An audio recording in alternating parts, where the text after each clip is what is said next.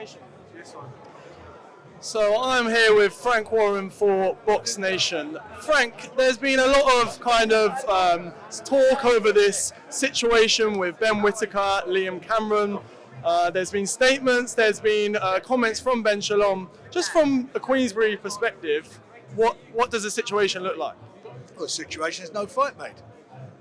We made an offer, he's made an offer, we made a bigger offer to our fighter, and we just want to get it on. Whoever pays the most money will get the fight if it happens. And Ben Whittaker, I'm sure, wants to have I know he wants to have the rematch. And as far as Liam's concerned, this is a guy that's had lots of troubles in his life, overcome them, had a good result in the ring, showed a lot what it was about, coming back from some terrible personal problems, and he deserves to make the most money he can from this fight. It's as simple as that. Because it's no foregone conclusion it should be on a boxer show nor a Queensbury show. It's whoever pays the most money for it. Do you think, judging by the negotiations, there's been some sort of reluctance to stick Ben Whittaker in with Liam again? I don't know. I'm sure Ben wants to fight. You better speak to his promoter about that. We have no problem. Liam has no problem with it, you know.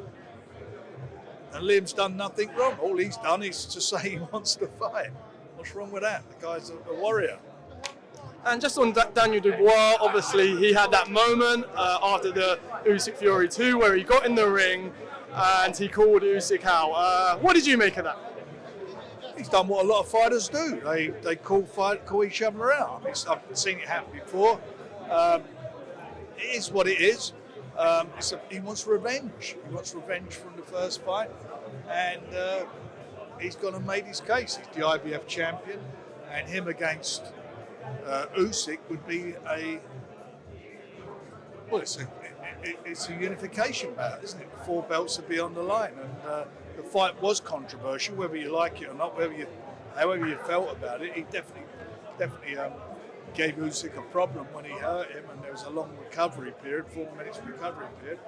But look, that's all in the past. The future matters, and I'm sure that's a fight that everybody would like to see, especially with Daniel on the form he's on and the newfound confidence he's got, and his performances in being in he's been in with, out of his last 4 fights, he's been in with a world champion, undefeated world champion. He's been in with an undefeated top 10 fighter in Bate Miller. He's been in with Hrgovic. Hrgovic was undefeated. Nobody wanted to fight him. And Hrgovic, his fight previous to that was for a eliminated for the world title. That was the level it was at. As I say, he was undefeated. Then he fought a 2-time world champion in AJ. And he's done the business in each of those fights. Went in as an underdog in each of those fights. He's got a tough fight coming up though on the 22nd of February. It's no foregone conclusion.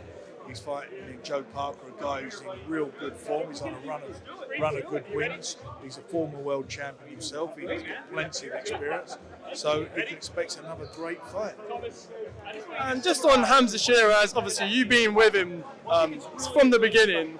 Just how proud will you be if he manages to win that world title February 2026? I'll probably be as proud as his parents. And it's a big moment for him. We obviously saw in Saudi for the first time him and Chris Eubank Jr. Speaking. Obviously that's a fight that Hamza's wanted for a while. Do you think, I know he's been kind of reluctant to take it in the past, do you think he'd be more willing to take it if Hamza wins the world title? Well, if Hamza wants to give him a chance. Hamza's in front of him in all the rankings.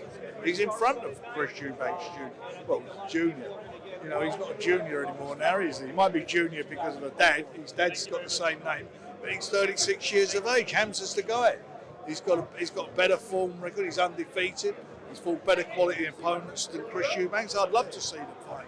I don't see it happening. You don't fancy it. Frank, thank you very much for speaking to us.